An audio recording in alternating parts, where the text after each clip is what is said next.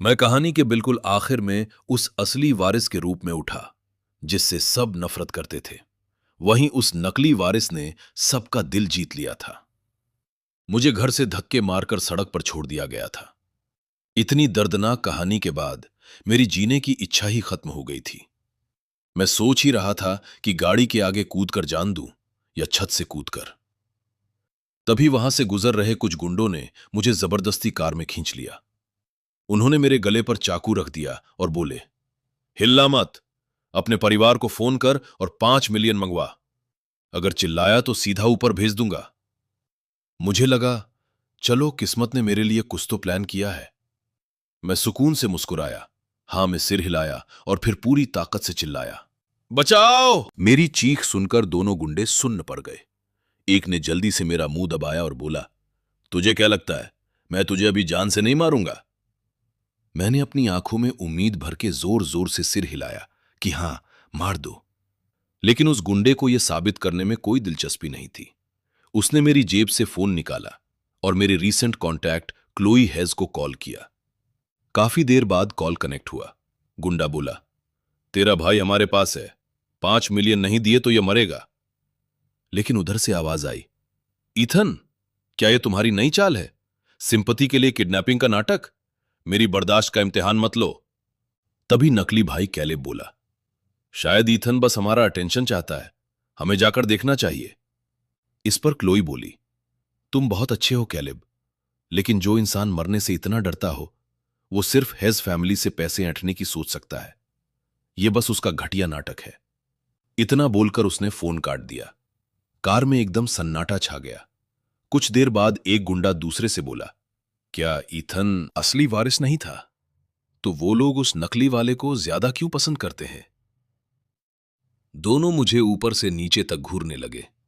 मैंने भी उन्हें घूरा और कहा, ऐसे क्या देख रहे हो? मार दो मुझे, या फिर मुझे डिनर कराने के लिए अपने 20 बक्स खर्च करोगे? वो दोनों काफी देर तक फुसफुसाते रहे और फिर डिसाइड किया कि वो मुझे छोड़ेंगे और तुरंत कैश के लिए एक ज्वेलरी स्टोर लूटेंगे। एक गुंडा बोला, बॉस, हमने तो रैंसम का प्लान किया था, अब रॉबरी? मुझे नहीं लगता हम इसके लिए ट्रेंड हैं। बॉस बोला, पैसा ही तो कमाना है, क्या फर्क पड़ता है? हमारे पास एक हॉस्टेज है, सोना लूटेंगे और भाग जाएंगे। मैंने भी पूरी ईमानदारी से उनसे कहा, चूंकि मैं रॉबरी के बाद भी तुम्हारा हॉस्टेज बना रहूंगा, तो क्या तुम उसके बाद मुझे चाकू मारकर मेरा खेल खत्म कर दोगे? स्टोर में रॉबरी एकदम बढ़िया चल रही थी। एक बंदा हथौड़े से कांच तोड़ रहा था और दूसरा मेरे साथ अपना ही चाकू बचाने के लिए कुश्ती लड़ रहा था। मैंने कहा, बॉस, बस थोड़ा सा हाथ हिलाओ और मेरा गला काट दो, प्रॉब्लम सॉल्व, ज्यादा टाइम नहीं लगेगा। वो चिल्लाया, दिमाग मत खराब कर, मुझे रॉबरी और मर्डर का फर्क पता है, तू मुझे एक्स्ट्रा जेल नहीं भिजवा सकता। बाहर भीड़ जमा हो गई थी और वो लोग बातें कर रहे थे कि ये कैसी आदि मानवों जैसी चोरी है। वो सिक्योरिटी ग्लास सच में बहुत मजबूत था। वो हथौड़े मार मार कर थक गया था, लेकिन एक भी कांच नहीं टूटा। जैसे जैसे पुलिस के सायरन करीब आए, हथौड़े वाले गुंडे का दिमाग खराब हो गया। उसने चाकू निकाला और फर्श पर बैठी एक लड़की को पकड़ लिया और बोला, अगर मैं जेल जा रहा हूं तो किसी को साथ लेकर जाऊंगा। यह देखकर मुझे इतनी खुशी हुई कि मैं भागकर उस लड़की के सामने आ गया। मैंने उसे ऐसे बचाया जैसे मैं मरने के लिए ही तैयार था। चीखें गूंज उठीं और मुझे अपनी पीठ में एक ठंडी चाकू के घुसने का एहसास हुआ। वो जानी पहचानी शांति मुझ पर छा गई। मैंने आंखें बंद की और मैं मुस्कुरा दिया। लेकिन बेहोश होने से ठीक पहले मैंने देखा कि भीड़ को चीरते हुए एक औरत आगे आ रही थी और चिल्ला रही थी, तुम लोग किसका वेट कर रहे हो? 911 पर कॉल करो। ये पक्का उस कहानी वो ईथन की सगी बहन थी। लेकिन क्लोई के चेहरे पर मेरे लिए कभी कोई फिक्र नहीं दिखती थी।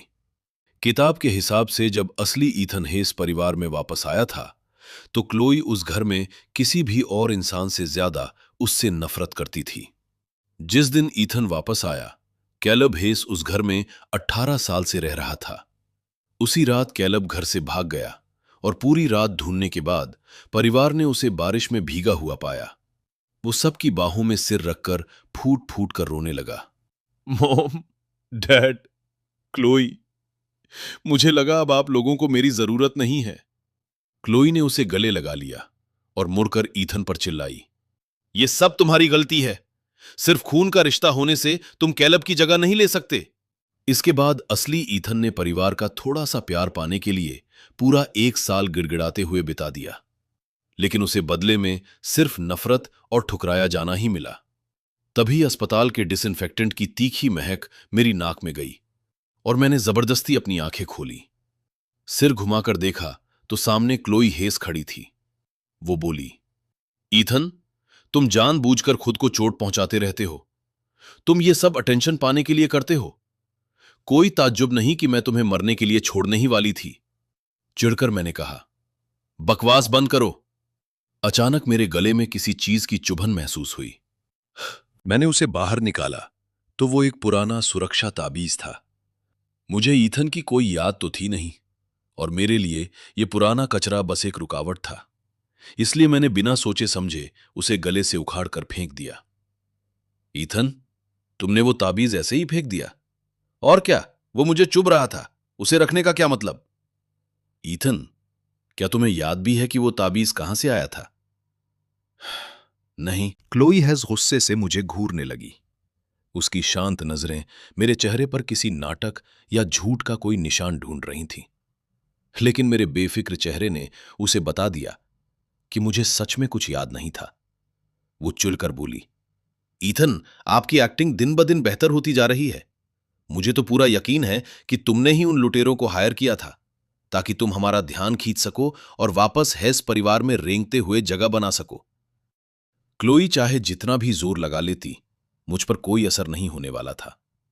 ईथन की इस नफरत भरी जिंदगी का बोझ ढोना मेरी कोई जिम्मेदारी नहीं थी। अपने घाव को पकड़े हुए मैं धीरे धीरे टेबल की तरफ बढ़ा। क्लोई फलों की टोकरी लाई थी। प्रैक्टिस से ही इंसान परफेक्ट बनता है, यह सोचते हुए मैंने फल काटने वाला छोटा चाकू उठा लिया। इससे पहले कि क्लोई चिल्ला पाती, मैंने वो चाकू सीधे अपनी पट्टी बंधे घाव में घोंप दिया। मैंने अपनी आंखें बंद की और राहत भरी मुस्कान के साथ ढह गया। जब मेरी आंख दोबारा खुली तो मैं हेस मेंशन में था। मुझे लिविंग रूम से क्लोई की बहस करने की साफ आवाज आ रही थी। डैड, इस बार ईथन का सामना सचमुच लुटेरों से ही हुआ था। अगर चाकू थोड़ा सा भी इधर उधर होता तो वो मर चुका होता। लेकिन मिस्टर हेज की आवाज एकदम सख्त और कठोर थी। ईथन मेरा बायोलॉजिकल बेटा हो सकता है, लेकिन उसे देखते ही मैं समझ गया था कि वो अंदर से पूरी तरह सड़ा हुआ है। वो यहां सिर्फ एक चीज के लिए आया था, हेज परिवार का पैसा। उसकी ये तथाकथित मरने की चाहत बस और पैसा ऐंठने का एक नाटक है। मिस्टर हेज एक तरह से सही भी थे। असली ईथन खुद ही तो उनके पास आया था। उसका चेहरा मिस्टर हेज से काफी मिलता जुलता था। जब उसने टीवी पर अपने पिता का चेहरा देखा था तो वो सन्न रह गया था। 18 साल अनाथ की तरह जीने के बाद उसने एक कोशिश की थी। रही बात पैसों की, तो वो हाई स्कूल का स्टूडेंट था। बिना पैसों के वो कैसे जीता? हेज पेरेंट्स बहुत अमीर थे। उनके पास पर्सनल ड्राइवर और हर महीने करोड़ों का डिविडेंड आता था। यहां तक कि क्लोई और कालेब को भी पॉकेट मनी के तौर पर हर महीने $50,000 मिलते थे। सिर्फ ईथन ही अकेला था जिसे अपनी बस का किराया भी खुद कमाना पड़ता था। घर में अपने पहले ही दिन ईथन ने मिस्टर हेज से $10,000 मांगे थे, जो उसकी ट्यूशन फीस और रहने खाने के लिए थे। लेकिन बदले में उसे अपने ही बाप से सिर्फ ताने मिले। पहले ही दिन तुमने अपना असली रूप दिखा दिया। मेरे पैसों के लिए इतने उतावले हो रहे हो। सोचिए उसे कितना दर्द हुआ होगा। अच्छा हुआ कि मैं वो असली ईथन नहीं हूं। तभी क्लोई चिल्लाई, डैड, वो नाटक नहीं कर रहा है। क्या आपको पता है अस्पताल में क्या हुआ था? ईथन बुरी तरह टूट चुका है।